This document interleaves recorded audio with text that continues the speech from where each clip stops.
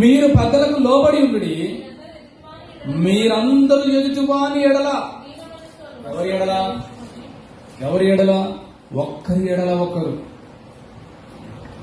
ఎడల ఒకరు దీన మనసు అను వస్త్రమును ధరించుకొని మిమ్మును అలంకరించుకొనుడి.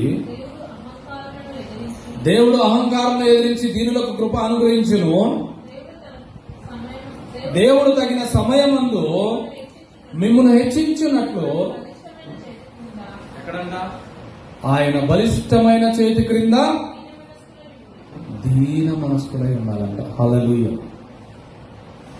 దేవుడు నిన్ను ఎప్పుడు హెచ్చించబోతా ఉన్నాడో ఆ టైం ఆయనకు తెలుసు ఖచ్చితంగా. మన దేవుడు ఆన్ టైం గాడంటారా, లేకపోతే ఆయన ఇష్టం వచ్చినప్పుడే వస్తాడు? నిన్ను ఎప్పుడు హెచ్చించాలో తెలుసు, నిన్ను ఎప్పుడు ఆశీర్వదించాలో తెలుసు, నిన్ను ఎప్పుడు గనపరచాలో తెలుసు, నిన్ను ఎప్పుడు దీవించాలో తెలుసు, నీకు ఎప్పుడు ఏది ఇవ్వాలో తెలుసు, నీకు ఎప్పుడు ఏది అవసరం ఉందో తెలుసు.